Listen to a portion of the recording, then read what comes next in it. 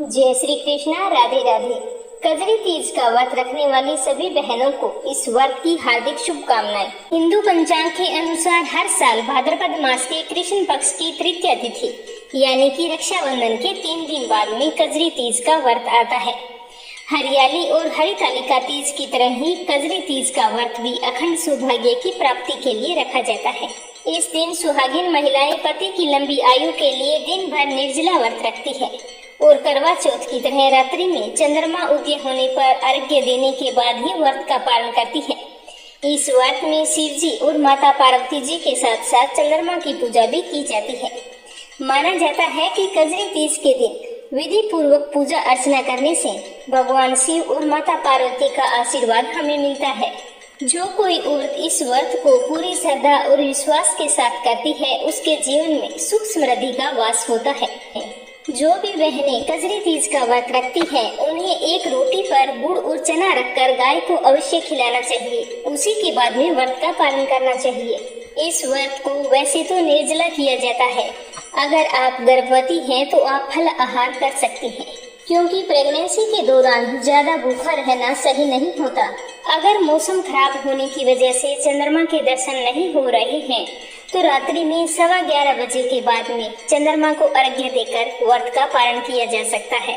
कजरी तीज का व्रत रखने वाली सभी बहनों को व्रत कथा अवश्य सुननी चाहिए। जब भी आप व्रत कथा सुने तो ध्यान रखें कि माथे में तिलक और मांग में सिंदूर और हाथ में हथेली में यानी कि थोड़ी सी मेहंदी लगाकर उसके ऊपर गेहूं की आंखें लेकर बाद में कथा सुननी चाहिए। कथा शुरू होने से पहले मन ही मन भगवान शिव और गौरी को स्मरण करके अपने मंगल जीवन की कामना करनी चाहिए। तो आज मैं आप सभी बहनों के मंगल जीवन की कामना करते हुए सुना रही हूँ कजरी तीज की संपूर्ण व्रत कथा। तो इस कथा को श्रद्धा पूर्वक ध्यान से सुनना और ज्यादा से ज्यादा इस कथा को शेयर भी करना, ताकि जो बहनें कजरी तीज का व्रत रखती हैं वो भी इस कथा को सुन सके। और अगर आपने मीरा भक्ति चैनल को सब्सक्राइब नहीं किया है तो जरूर करना, साथ ही बेल आइकन को भी दबाना। और कल प्रस्तुत होने वाली भादवा चौथ की संपूर्ण व्रत कथा जरूर सुनना। कमेंट बॉक्स में जय हो शिव गौरी की अवश्य लिखना। तो आइए कथा का शुभारंभ करते हैं गणेश जी की कहानी से। बोलो गणेश गजानन की जय हो। एक गांव में एक विधवा औरत अपने बेटे बहू के साथ रहा करती थी। उसकी बहू मंद बुद्धि की थी, जो अपनी भूख को बर्दाश्त नहीं कर पाती। ना वो ये सोचती कि पहले पति को सास को भोजन करवाना है, उसके बाद में भोजन करना है। वो भोजन बनाती तो सबसे पहले स्वयं भोजन करती। सुबह उठती तो उठते ही चाय के साथ रात की रोटियां खाने लगती। उसे स्नान करने का, पूजा पाठ का कोई ध्यान नहीं था। उसके मन में सिर्फ खाने की ही लगी रहती। पहले उठते ही रात का ठंडी बासी भोजन करना और बाकी काम बाद में करना। तो यह उसकी आदतें उसकी सास को बिल्कुल भी अच्छी नहीं लगती। वो कई बार समझाती कि बेटा, बहू के लिए कुछ नियम बताए गए हैं, तुम उन्हीं का पालन किया करो, जिससे हमारे घर में सुख समृद्धि का वास हो। लेकिन उसकी बहू अपनी सास की एक भी बात नहीं सुनती। तो उस बुढ़िया ने एक दिन सोचा कि क्यों ना पूजा पाठ करवाऊं, इसकी बुद्धि भी शायद ठीक हो जाए। पर इसमें थोड़ी परेशानी आ रही थी। वो सोचने लगी कि मैं पूजा तो रखवा दूंगी, लेकिन ये तो उठते ही सबसे पहले भोजन करेगी और फिर कोई काम करेगी। अगर मैंने रात की बची हुई रोटियों को गाय और कुत्ते को डाल दिया तो यह पूजा के लिए तैयार किए गए भोजन को जूठा कर देगी। पूजा तो करवानी पड़ेगी और पूजा के लिए बनाए गए पकवानों से बहू को दूर भी रखना पड़ेगा। इस तरह सोचते हुए उसकी सास ने एक तरीका निकाला। पूजा वाले दिन सुबह उसने एक मटका लिया और उस मटके के नीचे एक छोटा सा छेद कर दिया और अपनी बहू से कहने लगी कि बेटा, आज पूजा है, इसीलिए खाना खाने से पहले एक गड़ा पानी ले आओ, उसके बाद आते ही भोजन कर देना। तो बहू तो खूब चालाक थी। उसने देख लिया कि मेरी सास ने मटके के नीचे छेद किया है, इसीलिए वह अपनी साड़ी में आटा बांधकर पनघट पर चली गई। वहां जाकर उसने सबसे पहले आटा निकाला और कुएं के पानी से आटा गूंथकर बाटियां बना ली। कुएं से थोड़ी ही दूर एक शमशान घाट था, जहाँ पर चिता जलाई जा रही थी। तो बहू ने सोचा कि उसकी आंच में बाटियां सेक लूंगी।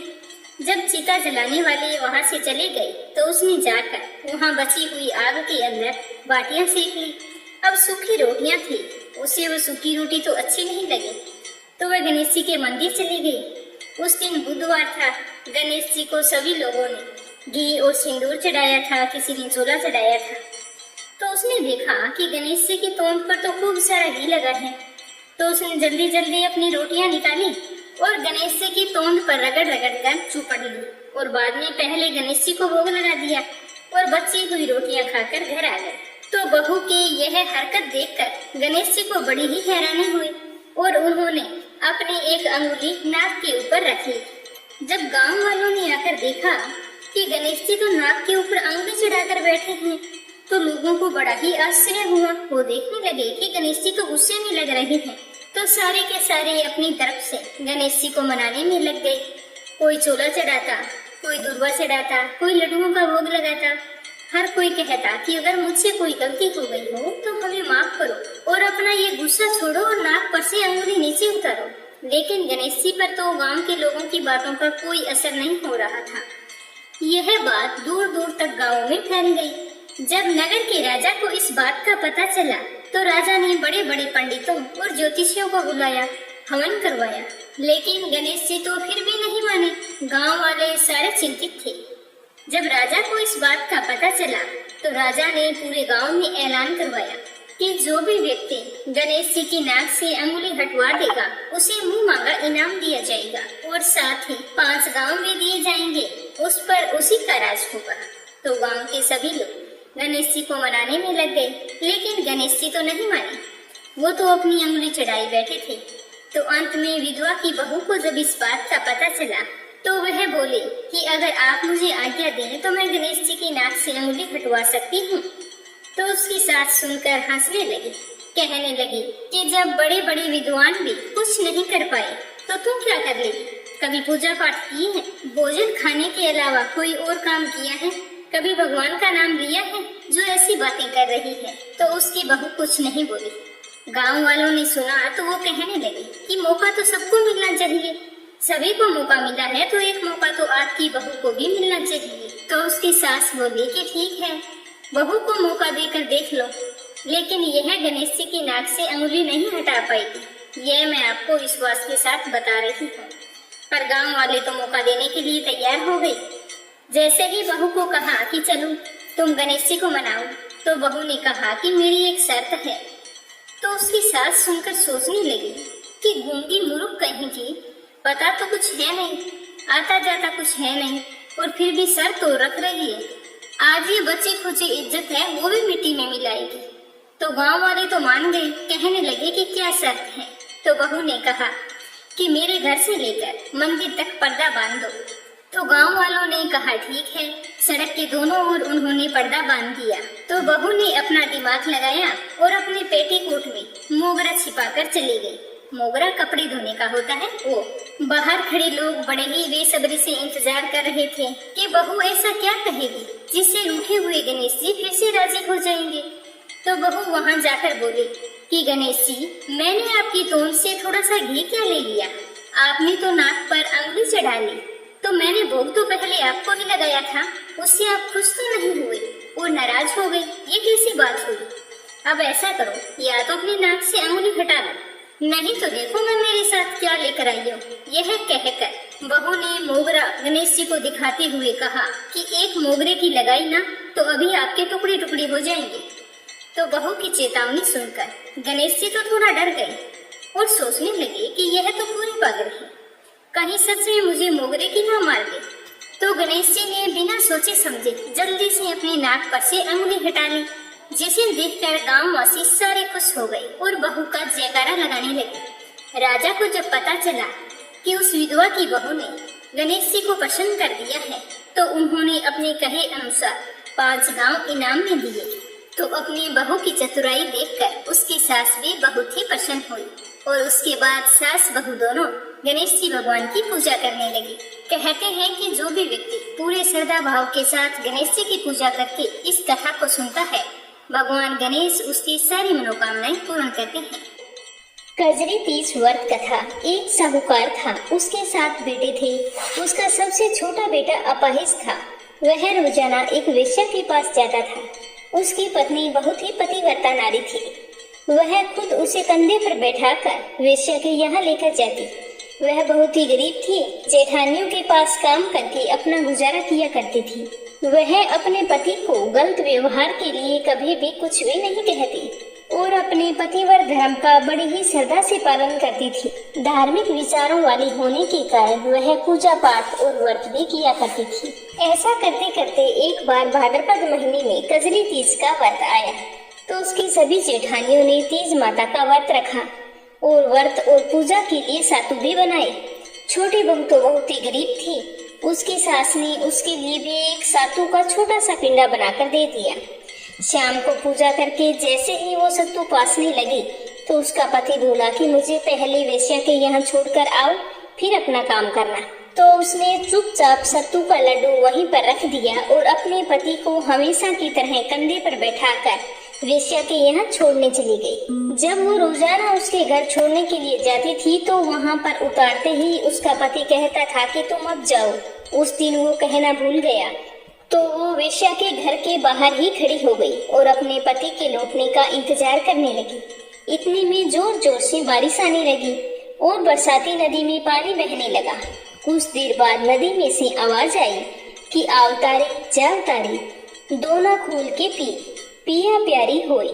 आवाज सुनकर उसने नदी की तरफ देखा तो दूध का दोना नदी में तैरता हुआ दिखाई दिया। तो उसने दोना उठाया और 7 बार उसे पीकर दोने के 4 टुकड़े किए और चारों दिशाओं में फेंक दिए। उस दिन संयोगवश वह वेश्या खिड़की में से यह सब कुछ देख रही थी। तो उसने साहूकार के बेटे से पूछा कि तुम्हें यहाँ पर जो छोड़ने आती है वह कौन है, तुम्हारी नौकरानी है क्या? तो साहूकार ने कहा नहीं, वह तो मेरी पत्नी है। लेकिन तीज माता की कृपा से वेश्या का मन बदल चुका था। तो यह सुनकर वेश्या को बहुत ही दुख हुआ। उसने साहूकार के बेटे को समझाया कि वह वापस लौट जाए क्योंकि आज बड़ी तीज है और तुम्हारी पत्नी ने व्रत किया है, उसे पूजा भी करनी होगी। ये कहकर वेश्या ने साहूकार के बेटे से जितना भी धन लिया था और गहने लिए थे वो सारे के सारे वापस लौटा दिए और कहा कि फिर यहाँ पर कभी भी लौट कर मत आना। तो वह जैसे ही सारा धन और गहने लेकर बाहर निकला तो देखा कि उसकी पत्नी बाहर खड़ी थी। तेज बारिश हो रही थी। उसकी पत्नी बहुत ही दुखी दिखाई दे रही थी क्योंकि वह तो मन ही मन सोच रही थी कि जल्दी से घर जाकर तीज माता की पूजा जो करनी है। उसी समय माता रानी की कृपा से पानी में बहती हुई पूजा की सारी सामग्री और नीम की टहनी वहाँ पर आ गई। तो उसकी पत्नी यह देखकर बहुत ही खुश हुई और पूरी विधि पूर्वक पूजा अर्चना करके चंद्रमा को अर्घ्य दिया। जैसे ही वो चंद्रमा को अर्घ्य देने लगी तो उस जल के छींटे उसके पति पर पड़ गए। जैसे ही जल के छींटे उस पर पड़े तो वह तो बिल्कुल ठीक हो गया और अपने पैरों पर चलने लगा। यह देखकर वह बहुत ही खुश हुआ और अपनी पत्नी से अपने द्वारा किए गए बुरे व्यवहार के लिए माफी मांगी। तो यह देखकर उसकी पत्नी बहुत ही खुश हुई और मन ही मन तीज माता का धन्यवाद करने लगी। फिर हंसी खुशी दोनों पति पत्नी अपने घर लौट आए और दूसरे दिन वह अपने घर के ही काम काज में लगी रही, जेठानियों के यहाँ काम करने नहीं गई। तो जेठानी ने अपने बच्चों को भेजा कि जाओ अपनी काकी को बुलाकर लाओ, क्या बात हुई आज काम पर नहीं आई। तो अपनी माँ के कहे अनुसार जब जेठानी के बच्चे काकी को बुलाने आए कि चलो काकी, माँ बुला रही है, घर का सारा काम पड़ा है। तो उसकी काकी ने कहा कि बेटा आज मुझ पर तो तीज माता की पूरी कृपा बरसी है, अब मैं आपके यहाँ काम करने नहीं आऊंगी। अब मेरे घर में तीज माता की कृपा से अन्न धन की कोई कमी नहीं है। तुम्हारी माँ से कहना कि काम वाली कोई और रख ले। तो बच्चों ने काकी के कहे अनुसार अपनी माँ को जाकर सारी बात बता दी और कहा कि माँ आज तो काकी दुल्हन जैसी लग रही है, नए कपड़े पहनकर बैठी है और काका भी घर पर ही हैं, वो भी बड़े ही खुश दिखाई दे रहे हैं और अपने दोनों पैरों पर चल भी रहे हैं। तो जैसे ही यह बात साहूकार की पत्नी ने सुनी कि उसका बेटा ठीक हो गया है तो वह बहुत ही खुश हुई और भागी भागी अपने छोटे बेटे और बहू के यहाँ आई और अपने बेटे बहू को इस तरह खुश देखकर वह बहुत ही खुश हुई और मन ही मन कजरी माता का धन्यवाद करने लगी और अपनी बहू को आशीर्वाद देते हुए बोली कि बेटा यह तुम्हारी पूजा पाठ और श्रद्धा भाव के कारण ही हुआ है। तेरा खोया हुआ मान सम्मान तीज माता की कृपा से आज तुझे वापस मिल गया है। मैं यह देखकर बहुत ही खुश हूँ। दूधो नहाओ पूतो फलो। तो इस तरह सास के सच्चे आशीर्वाद से बहू ने 9वें महीने एक सुंदर पुत्र को जन्म दिया। इस तरह साहूकार का बेटा और बहू तीज माता की कृपा से सुखी और संपन्न हो गए। हे तीज माता, जैसे आपने साहूकार के बेटे और बहू के दुख मिटाए, वैसे सभी के दुख दूर करना। सातुड़ी तीज की कहानी कहने वाले को, कहानी सुनने वाले को और हुंकारा भरने वाले पर सभी पर अपनी कृपा दृष्टि बनाए रखना। कजरी तीज की दूसरी कहानी। एक गांव में एक ब्राह्मण अपने परिवार के साथ रहता था। वह बहुत ही गरीब था। उसकी पत्नी बहुत ही धार्मिक विचारों वाली थी। वह पूजा पाठ और धर्म कार्यों में बहुत ही रुचि रखती थी। वह हमेशा ही कजरी तीज का व्रत किया करती थी। तो एक बार कजरी तीज के दिन उनके घर पर कुछ भी नहीं था, तो उसने व्रत रखा कि मुझे पूजा के लिए सत्तू ला दो। तो पति के पास पैसे नहीं थे। वो मन ही मन बहुत ही दुखी हुआ और सोचा कि अपनी पत्नी को क्या जवाब दूं। तो उसने सोचते सोचते चोरी करने का मन बना लिया और चुपचाप घर से निकल गया। जैसे ही थोड़ा थोड़ा अंधेरा हुआ, दुकानें बंद हुई, तो चुपचाप एक दुकान में घुस गया। जब ब्राह्मण सत्तू चुरा रहा था, तभी दुकानदार को पता चल गया और उसने ब्राह्मण को पकड़ लिया। उधर चांद भी निकल आया था। ब्राह्मणी घर पर सत्तू का इंतजार कर रही थी। दुकानदार ने जब ब्राह्मण की तलाशी ली तो उसके पास सत्तू के अलावा कुछ भी नहीं मिला। चोरी पकड़े जाने पर ब्राह्मण ने दुकानदार को सारी सच्चाई बता दी कि मैं किस तरह गरीबी के चलते तुम्हारी दुकान पर सत्तू चोरी करने के लिए आया हूँ। तो ब्राह्मण की बात सुनकर दुकानदार का मन पिघल गया और साहूकार ने ब्राह्मण से कहा कि आज से वो उसकी पत्नी को अपनी बहन मानेगा। ये कहते हुए दुकानदार ने ब्राह्मण को सत्तू, गहने, रुपए, मेहंदी, लच्छा और बहुत सारा सामान देकर दुकान से विदा किया। तो ब्राह्मण बहुत ही प्रसन्नचित मन से पूजा का सारा सामान लेकर घर आ गया और आकर ब्राह्मणी को सारी बात बताई। तो ब्राह्मणी ने सारी बात सुनकर खुश होते हुए कहा कि आज तो हम पर कजरी माता की कृपा हुई है, नहीं तो आज के इस जमाने में इस तरह पकड़े जाने पर कौन किसी को छोड़ता है।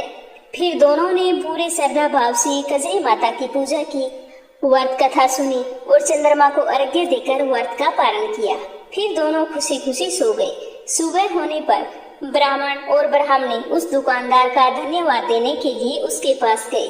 तो दुकानदार ने उन्हें बताया कि इसमें धन्यवाद देने वाली कोई बात नहीं है। तुम तो मेरी बहन हो और एक बहन की रक्षा करना भाई का फर्ज होता है।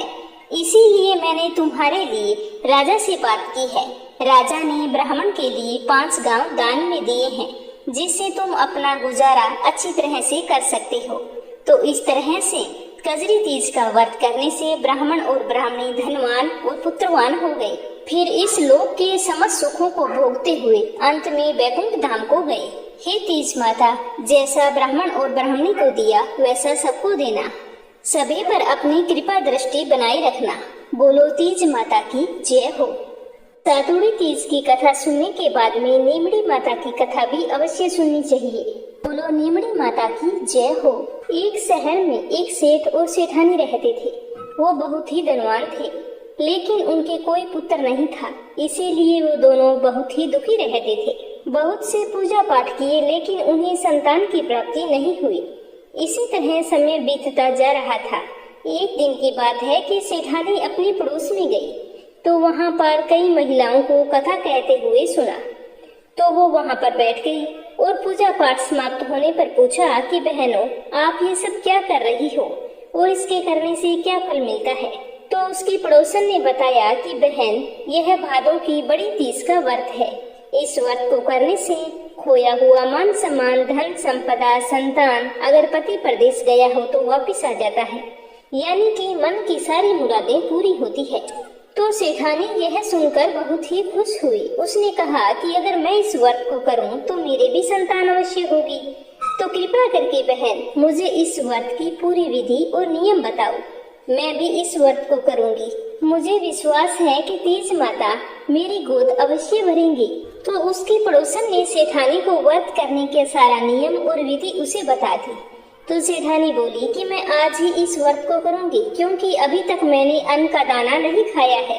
और फिर वह अपने घर आ गई। सेठ जी को सारी बात बताकर पूजा का सारा सामान मंगवाया और पूरे विधि पूर्वक कजरी तीज का व्रत रखा और कहा कि हे तीज माता, हे नीमड़ी माता, मेरे बेटा हो जाएगा तो मैं आपको सवा मन का सातू चढ़ाऊंगी।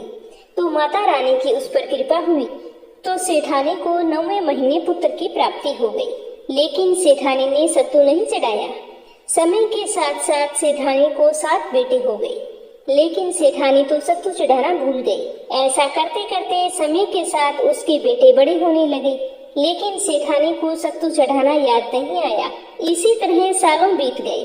सेठानी के बड़े बेटे का विवाह बड़ी ही धूमधाम से हो गया, लेकिन तेज माता उससे नाराज हो गई।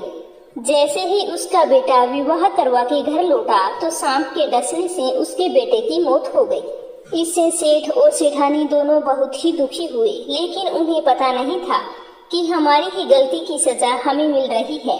इसके बाद सेठ जी ने अपने दूसरे बेटे का विवाह किया तो उसकी भी इसी तरह से मौत हो गई।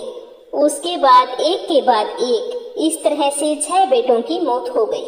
सेठ और सेठानी बहुत ही दुखी रहने लगे। उन्होंने सोचा कि 7वें बेटे का विवाह नहीं करेंगे, क्योंकि उनके मन में एक डर बैठ गया था कि जैसे ही इसकी शादी होगी तो इसकी भी मौत हो जाएगी। जैसे ही उनके 7वें बेटे के लिए इधर उधर से रिश्ते आते तो सेठ सेठानी मना कर देते। गांव वालों ने उन्हें बहुत समझाया, पर सेठ सेठानी बिल्कुल भी नहीं माने। तो एक दिन उनके घर एक ब्राह्मण आया तो सेठ और सेठानी ने अपनी व्यथा उन्हें बताई। तो ब्राह्मण ने कुछ देर सोचने के बाद उन्हें बताया कि तुम ऐसा करना, तुम्हारे 7वें बेटे की सगाई बहुत दूर करना, जहाँ से आने में कई महीनों लग जाए। शायद इस तरह तुम्हारे 7वें बेटे की जान बच जाए। तो सेठ और सेठानी ने कहा ठीक है, हम इसकी सगाई दूर देश में कर देंगे। तो सेठ जी सगाई करने के लिए घर से चले। चलते चलते 6 महीने बीत गए। एक दिन सेठ जी ने देखा कि एक नदी के किनारे 5-6 लड़कियां खेल रही थी, जो मिट्टी के घर बना रही थी और तोड़ रही थी। उनमें से एक लड़की थी, उसने कहा कि मैं तो अपना घर नहीं तोड़ूंगी, अपना घर तोड़ना बुरी बात होती है। जैसे ही सेठ जी ने ये बात सुनी तो सोचा कि यह लड़की तो बहुत ही समझदार है, तो वो वहाँ पर बैठ गए और उनका खेलना देखते रहे। जब शाम होने लगी और लड़कियां खेलकर अपने घर को जाने लगी तो सेठ जी भी उस लड़की के पीछे पीछे उसके घर चले गए। उसके घर पर जाकर आवाज दी तो उसके पिताजी घर से बाहर आए और सेठ जी ने उनसे कहा कि मैं तो एक राहगीर हूँ, आपके यहाँ रात भर रुकना चाहता हूँ। तो यह सुनकर लड़की के पिताजी ने कहा कि हाँ हाँ, आप रुक सकते हैं, क्यों नहीं।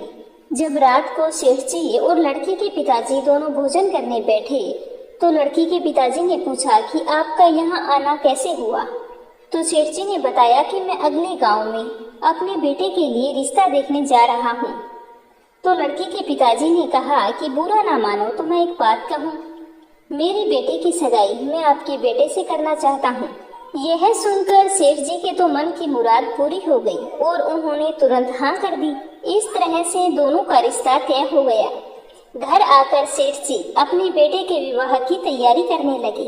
शादी का दिन भी आ गया। बेटे की बारात लेकर सेठ जी गए और बड़े ही धूमधाम से अपने बेटे की शादी संपन्न करवा दी। इस तरह 7वें बेटे की शादी हो गई। बारात विदा हुई।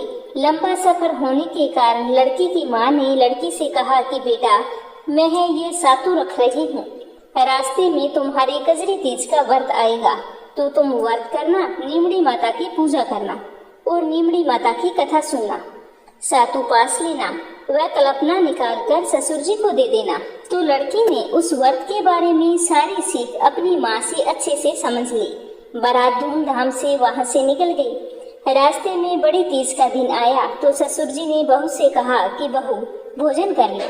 तो बहू बोली कि पिताजी, आज मेरे तो तीज का उपवास है, शाम को नीमड़ी माता की पूजा करके कथा सुनकर फिर ही भोजन करूंगी। तो उसके ससुर ने कहा ठीक है बेटा, जैसी तुम्हारी इच्छा। शाम हुई तो एक कुएं के पास एक नीमड़ी नजर आई तो सेठ जी ने गाड़ी वहां पर रुकवा दी और बहू को नीमड़ी माता की पूजा करने के लिए कहा। तो जैसे ही बहू उतरकर नीमड़ी माता की पूजा करने लगी तो नीमड़ी माता पीछे हट गई। बहू ने पूछा कि हे माता, मुझसे ऐसी क्या गलती हो गई जो आप पीछे हट रही हैं? क्या कारण है, आप मुझे बताइए। तो उसकी बात सुनकर नीमड़ी माता ने कहा कि तेरे सास ससुर के पहले कोई औलाद नहीं थी, तो उन्होंने कजरी तीज का व्रत रखकर कहा था कि मेरे जब भी पुत्र की प्राप्ति हो जाएगी तो मैं 1.25 मन सत्तू का भोग लगाऊंगी। तू कहे अनुसार तुम्हारी सास के पहला पुत्र हो गया। तुम्हारी सास ने सत्तू नहीं चढ़ाया, उसके बाद 7 बेटे हो गए, फिर भी उन्होंने सत्तू नहीं चढ़ाया। मैं उनसे नाराज हूँ। मेरे प्रकोप से उनके 6 बेटों की मृत्यु हो गई है और 7वें बेटे की भी मृत्यु होने वाली है, इसीलिए मैं तुमसे पूजा नहीं करवा सकती। तो यह सुनकर वह बहू बोली कि हमारे परिवार की भूल को क्षमा कीजिए, सत्तू मैं चढ़ाऊंगी। कृपया करके मेरे 6 जेठों को जीवित कर दो और मुझे पूजन करने दो। तो माता नववधू की भक्ति और श्रद्धा देखकर प्रसन्न हो गई। तो बहू ने नीमड़ी माता का बड़ा ही श्रद्धा पूर्वक पूजन किया और रात को चंद्रमा को अर्घ्य दिया, सत्तू पास लिया और कल अपना ससुर जी को दे दिया और सुबह होने पर बारात अपने नगर को लौट आई। जैसे ही बहू ने ससुराल में प्रवेश किया तो उसके 6 जेठ थे वो फिर से जीवित हो गए। सभी बड़े खुश हुए। उन सभी को गाजे बाजे से घर में लाया गया। सास बहू के पैर पकड़कर धन्यवाद करने लगी और कहने लगी कि बहू तुमने ऐसा क्या किया, तुम कितनी भाग्यशाली हो जो मेरे 6 बेटे वापिस आ गए हैं। ऐसा कहकर सेठानी अपनी बहू के पैर पकड़ने लगी। तो बहू बोली कि माँ जी आप ये क्या कर रही हो, कभी बड़े भी छोटों के पांव पकड़ते हैं। आपने जो बोला है उसे याद कीजिए कि आपने क्या कहा था और आपने आज तक किया नहीं है। इसमें मैंने ऐसा कुछ नहीं किया है। तो बहू की बात सुनकर सास बोली कि बहू मुझे तो कुछ भी याद नहीं है, तुम ही बता दो। तो बहू बोली कि आपने नीमड़ी माता के सत्तू चढ़ाने का बोला था, वो आपने पूरा नहीं किया। तब सासू को अपना बोला हुआ सब कुछ याद आ गया और उसे अपनी भूल पर बड़ा ही पश्चाताप होने लगा और उसने कजरी माता और नीमड़ी माता से माफी मांगते हुए कहा कि हे माता, अब की बार कजरी तीज का व्रत आएगा तो मैं 2.5 मन सत्तू आपको चढ़ाऊंगी। तो 12 महीने बाद कजरी तीज आई तो सभी ने मिलकर 2.5 मन सत्तू तीज माता को चढ़ाया। श्रद्धा और भक्ति भाव से गाजे बाजे के साथ नीमड़ी माता की पूजा की और जाने अनजाने में हुई गलती के लिए माफी मांगते हुए अपने मंगल जीवन की कामना की। हे नीमड़ी माता, जैसे आपने सेठ जी के घर में सब कुछ आनंद मंगल किया वैसा सबका करना, खोटी की खरी अधूरी की पूरी करना, कथा में कोई भूल चूक हुई हो तो क्षमा करना। बोलो नीमड़ी माता की जय हो। सारी कथा सुनने के बाद में लपसी तपसी की कहानी अवश्य सुननी चाहिए। अगर हम कोई भी व्रत रखते हैं, कथा कहते हैं, सुनते हैं, कितनी ही श्रद्धा भाव से पूजा पाठ करें, अगर हम लपसी तपसी की कहानी ना सुने तो हमें उस व्रत का फल नहीं मिलता है। तो चलिए सुनते हैं लपसी तपसी की कहानी। लपसी और तपसी की कहानी। एक लपसी था, एक तपसी था। तपसी हमेशा भगवान की तपस्या करता था, लेकिन उसे चोरी करने की आदत थी। लपसी हमेशा 1.25 सेर की लापसी बनाता और पहले भगवान को भोग लगाता, उसके बाद में स्वयं भोजन करता। दोनों भाइयों का यही नियम था। तो एक दिन कोई बात को लेकर दोनों में कहा सुनी हो गई। तो तपसी बोला कि मैं रोजाना भगवान की तपस्या करता हूँ, इसीलिए मैं बड़ा हूँ। तो लपसी बोला कि मैं रोज भगवान को 1.25 सेर लापसी का भोग लगाता हूँ, इसीलिए मैं बड़ा हूँ। ऐसा कहते हुए दोनों जोर जोर से लड़ने लगे। तभी वहाँ से नारद जी गुजर रहे थे। दोनों को लड़ता हुआ देखकर वहाँ आए और उनसे पूछा कि तुम दोनों लड़ क्यों रहे हो। तो दोनों ने अपने आप को बड़ा बताया और साथ में बड़ा होने का कारण भी बताया। तो नारद जी बोले कि मैं तुम्हारा फैसला कर दूंगा, कल आऊंगा, बता दूंगा भी कौन बड़ा है। दूसरे दिन लपसी और तपसी नहाकर अपनी रोज की भक्ति करने आए।